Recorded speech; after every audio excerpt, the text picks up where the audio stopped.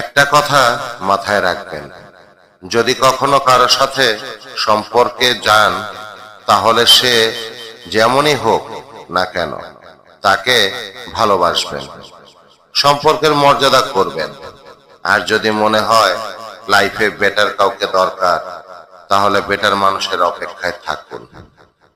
অযথা সম্পর্কে জড়িয়ে একটা মানুষকে কষ্ট দেওয়ার কোনো অধিকার নেই আপনার।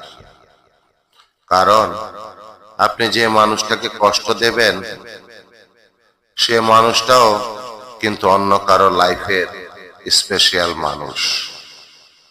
আপনার দেয়া কষ্ট পেয়ে সে যদি অন্য কাউকে ঠকায়, তার জন্য আপনি দায়ী থাকবেন।